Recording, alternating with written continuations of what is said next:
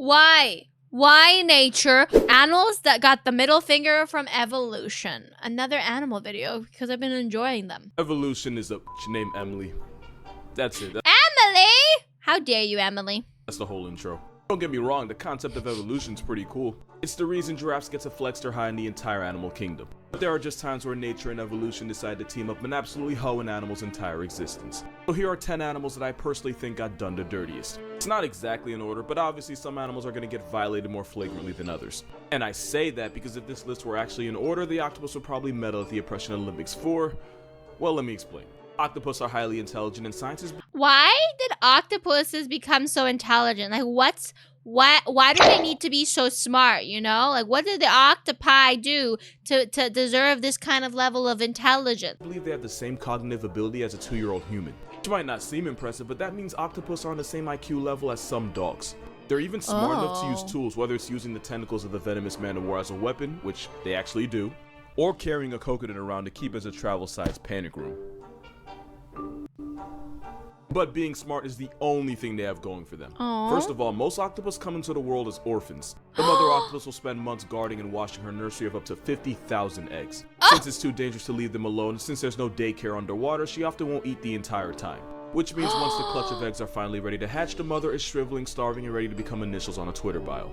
Struggle doesn't end there. In fact, that's when it starts. These babies the size of a grain of rice have to figure out life in an ocean full of animals that'll actually try to put an end to it. It's so bad that out of the 50,000 children, if more than 2 survive to adulthood, it's considered overachieving.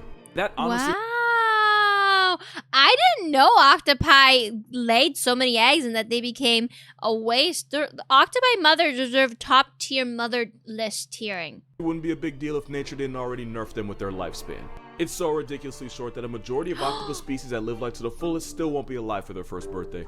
Oh my god. I didn't know their life is so short. Interesting. Octopuses, they deserve better. They're so smart but so short-lived. I also found out, did you guys know that crows live around like 9 years, but ravens can live for like 30 years? Being an octopus means you can be born on New Year's, have a midlife crisis by June, only to be a memory by October. Wow. Giving an animal high intelligence just to cut its life after 1 to 2 years just seems like an intentional dick move.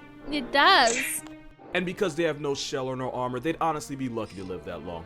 Having no real way to defend themselves means a good number of them end up a sea lion's chew toy or a dolphin's frisbee. Ooh. To be fair, octopus do have camouflage. In some cases, highly toxic venom. But for the most part, they get bodied by most of the ocean. And to add insult to injury, every octopus you see is probably a virgin because once they get laid, they die. We already saw what happens to the mother, but where did daddy at? Once the oh no, what happens to the papa? male octopus mates, he basically just gives up on life. The male octopus that's catched in his V-card will swim around catatonically until he either gets torn apart by predators or dies of starvation as his body falls apart due to senescence. Not like it really matters because most female octopus are bigger than the males and sometimes they'll attack and cannibalize him during. But one thing for sure, if his date doesn't put him out of commission, his post-nut clarity will. Octopus don't live long, but for the months they're alive, their entire existence is a jihad. Now you know why Squidward couldn't give a if a paid him. But at least with the octopus, it just seems to be really bad luck. They may be a victim of circumstance, but at least you get the idea that nature didn't go out of its way to screw them. Not like with this bird. Kiwi bird is probably the best proof. The kiwi bird is so cute though. No, what kind of evolutionary has it got? Proof that evolution ain't perfect. This tiny bird is actually part of the rat-type family. And this cookout includes ostriches, It's a rat? A bird rat? What? emus, cassowaries, and the rhea. But unlike its bigger cousins, this bird that shares its name with a fruit is about 18 inches tall and no more than 7 pounds. It's kind of like having cousins 6'3", 6'4", and 6'6", yet you came out looking like Tory Lanez. Like your family's tall enough to fit in an NBA locker room, yet you get it from a chair and stay the same height. But of course, I'm just cute and small, even though I have very, very tall family members. nature wasn't done screwing with this bird because like its relatives, they can't fly. Totally flightless, and despite being related to ostriches, a Jurassic reject, and a bird that literally won a war against Australia, kiwi's about as defenseless as the fruit that got named after it. Basically, you're looking at a bird that can't bird.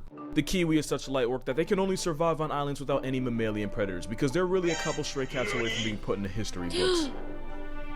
And somehow, that's not it. Because nature shrunk everything about this bird. Everything except the eggs they have to push at her. Why? Why nature? Why nature? The egg is bigger than the bird. Why? Why? That is a massive egg. Their body.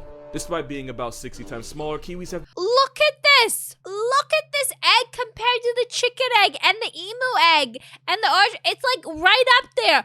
I don't want to birth that egg! to deal with eggs nearly the same size as an ostrich's.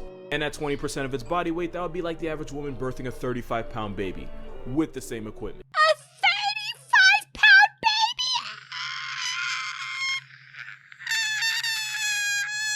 You want to cook it? I bet you could get a kiwi egg, but maybe they're endangered, so maybe you can't get a kiwi egg.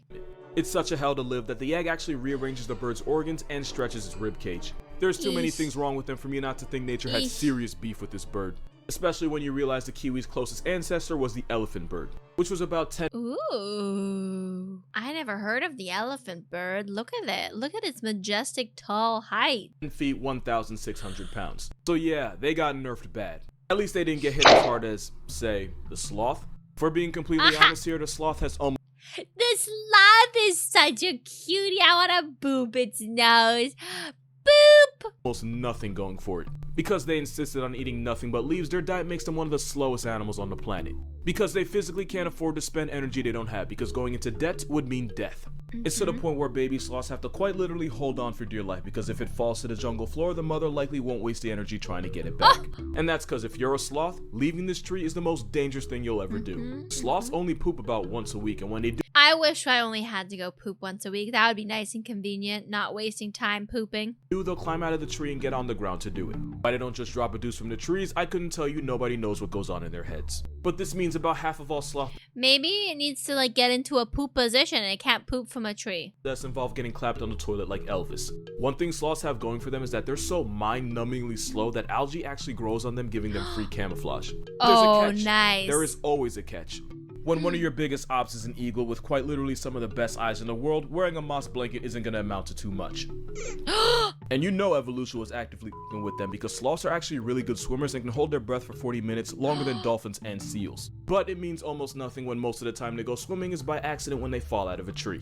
And They can breathe. They can hold their breath for 45 minutes? Longer than dolphins? How long do dolphins need to hold their breath for? Oh my god. And that weak-ass doggy paddle might save them from drowning, but it won't save them from getting murked by an anaconda or a black caiman. But the really sad part is, sloths could actually be way better than this. Its close relatives, the armadillo and anteater, are able to put the same claws that it has to good use, and anteaters have even been known to swing on jaguars. You have a homicidal vacuum cleaner that has put jaguars and people in coffins, and then you have a moss blanket with a face. Just like the kiwi, the sloth used to be better than this. Megatherium, aka the giant ground sloth, It's a big sloth. was in the same weight class as elephants, and they actually knew how to use those claws. So much so that if Ice Age were realistic, Sid would have worn Diego's ass like a fur coat. But its massive size ended up screwing it in the end, as they basically got hunted into oblivion by humans, leaving us now with the virtually defenseless, dead-eyed, slower than molasses algae apartment that we call the sloth. You know that thing on TV where it's like someone gets a genie that grants wishes, but only does so in a way that horribly bends them over in the end, and the moral's supposed to be careful what you wish for? That basically sums up this next animal, because it looks like it got finessed by a genie in one of the most disrespectful ways possible. This is a fiddler crab. Male fiddlers have one giant bralette claw whose Why? Why? I like the purple though. The purple's nice. Why only one big claw? only purpose is to get a female's attention. Bee crabs choose their mate based on who has the biggest claw, It's like, hello, beautiful. Look how massive my one claw is. Ignore my little baby claw. Just look at my massive, big old claw. Don't you want to mate with my big ass claw? and therefore can pass the best genes to her clutch of eggs. The problem is, that is literally the only thing this claw is good for. Because that claw is too big to pick up food, the male fiddler crab can only feed himself with that smaller claw. That massive claw is actually a disability that means the males either eat half the food or take twice as long as the females. The only problem with that is that these crabs only eat during low tide, and the longer the crab spends eating, the more likely they are to end up as someone else's main dish. In Oh the my evolutionary God. arms race for female validation, the male fiddler crab is more likely to end up getting eaten by gulls, raccoons, reptiles, and sometimes even bigger crabs. And since the females enable this by being attracted to the bigger, The blue is really pretty, but it would be so easy for them to see it and get it, the birds. but less functional claws, the fiddler is now trapped in a vicious cycle.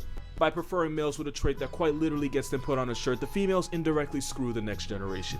Gotta be careful what you wish for, Ripperoonie. especially if you're this next animal. Because the peacock has the same problem on steroids. We can all agree that the peacock is the biggest flexor in the animal kingdom, It's and so rightfully pretty. so. And just like with the crab and basically The peacocks are so pretty. every other aspect of life, bigger is most certainly better.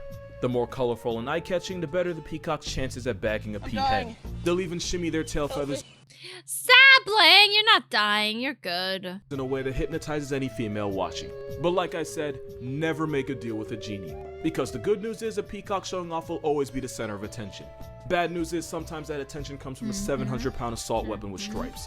And because those tail feathers are so That's the problem with anything that is like flamboyant in the animal kingdom. Like, you're just attracting predators too. Like, look at that. Look at that. How can you not spot the peacock? heavy, not only can't the peacock see behind itself, even if it does see death coming, it takes them longer to get off the ground and out of the tiger's reach.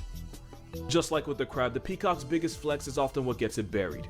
In a cruel twist from fate, the peacocks that are safer from tigers are usually the ones that get less attention from females. So by having a preference, the peahens doom their future children to a fate of ultimately ending up as a tiger's toothpick. The peacock and fiddler both got handed massive L's from nature, but at least you can see the thought process behind it. Having huge claws and fancy feathers attracts females, so technically it does serve a purpose. In comparison, the Luna moth got The Luna moth! I Last love time I Luna shook my moth! tail feathers, Camellia sneezed for days. I love the Luna moth. They're so pretty. What did evolution do to them? What happened here? shafted for no reason at all. To make a long story short, adult Luna moths don't have a mouth and therefore can't eat. What? The only thing keeping them alive is the energy they stored as caterpillars, but once that runs out, so does their time. What? What? I didn't know they had no mouths. What kind of bullshit is this? Luna moths live for about a week, just long enough to reproduce and doom their children to the same fate of a non-consensual hunger strike. If you ask Google why the Luna moth doesn't have a mouth, it'll tell you because its only purpose is to mate. Which is really nature not giving a fraction of a about them. Yeah, that's cruel. Question is, what could possibly be crueler? Well, if you know what this is, you probably have the answer. This is a sea louse. It's a member of the Caligulae family of copepods, which is basically just a bunch of small crustaceans. You probably noticed that for the peacocks and the crabs, it was the guys getting the worst of it. Apparently, nature believes in a weird form of equality because right now it's up for the girls. The horror show starts when a male sea louse kidnaps a much smaller female and then forcibly drags her into what I can only describe as a crustacean sex dungeon, where he Not the sex dungeon! can have up to 20 other victims also trapped. It's at this moment where this movie loses its rating because the male will forcibly impregnate every last female in his burrow, and this often involves penetrating her abdomen. But don't worry, it gets worse. As her brood of children that she never asked for begin to grow, they decide to start eating their way out. Eventually, the mother's body splits open as her nursery of I wonder if this bug inspired Alien. psychopaths rush out of her now mutilated husk of a corpse. This might be one of the only times where the babies abort the mother. She doesn't even really get to give birth, her children just bring her death. You might be wondering why evolution would even give this nonsense the green light. Well, the newborn sea louse are entering an ocean full of danger, and having a full meal before they make it out on their own apparently increases their chance of survival. Oh, great! The full meal is their mother. And by cannibalizing their own mother, it's basically a home-cooked meal. Somehow, this isn't even the worst birth on this list. That title belongs to the hyena because straight up death is actually better than what they go through. Oh my god, what do hyenas go through? Also, oh, I'm sorry guys, there's a hyena penis. Female hyenas evolved a pseudo-penis that's so similar to the real thing, it's actually difficult to tell males and females apart. Oh.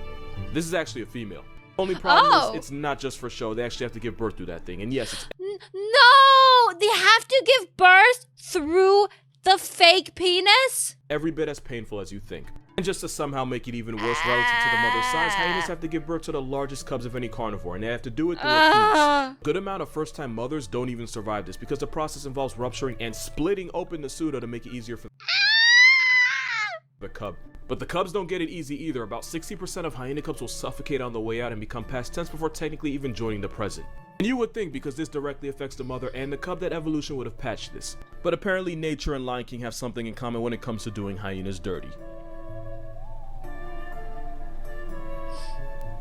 If we're talking Community about animals that guidelines. got done dirty, this picture kind of speaks for itself. Matter of fact, this is probably going to be the thumbnail because this is nature at its grimiest. What is this? What animal? A lot of y'all probably knew this animal is coming just from reading the title, but for those of you that didn't, that was the skull of the babirusa. It's a wild pig found in Indonesian islands like Sulawesi. If you already knew that, it's probably because of those teeth. Those tusks penetrate out of its snout only to do a complete 180 and head right back towards its face. If the male Barbarossa can't wear down this hellish overbite or he doesn't lose them in a fight, then the teeth will end up growing right back into his head. It will grow back into its head. Like your own, it's like your nails. It's like imagine your nails grew so long that it would start to stab you in the face. Penetrating the skull and ultimately piercing the brain. But the worst part of it all is that by the time it gets clapped by its own dental plan, the Barbarossa's probably already had children and therefore passed on its bullshit to its kids. It's a lot like Parkinson's. Okay, hear me out. The problem with Parkinson's is that it usually develops late in life, usually around the age of 60. And patients can have it for years without being diagnosed. So by the time they do find out, it's possible they could have already had kids and grandkids that they could have passed it off to. See the problem, right? The only good thing is that it's somewhat rare for a child to inherit Parkinson's from their parents. The Barbarossa, not so lucky. And as long as females find big tusks attractive, and as long as the tusks only murk them after they've had babies, this pig is going to be screwed eternally and evolution can't even stop it. But when you talk about being sodomized by the fleshy phallus of nature, you're probably talking about cheetahs.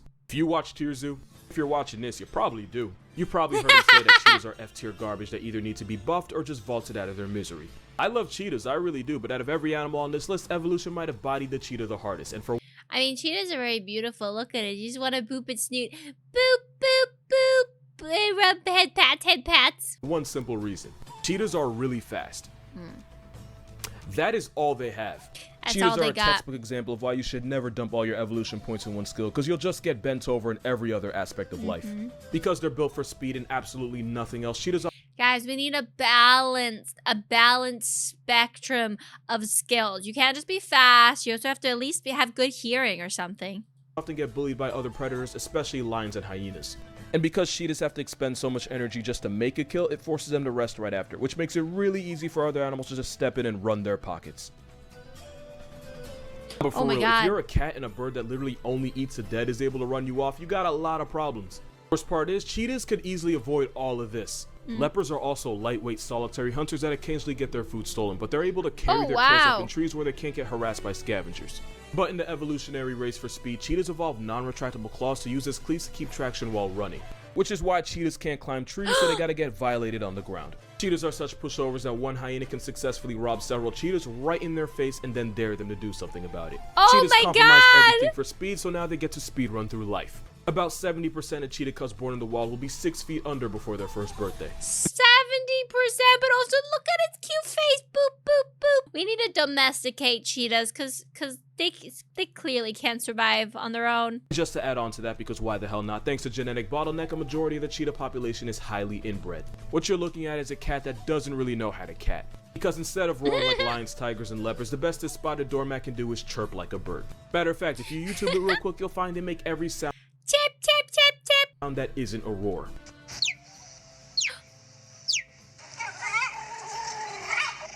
And that's how you know evolution went out of its way to them.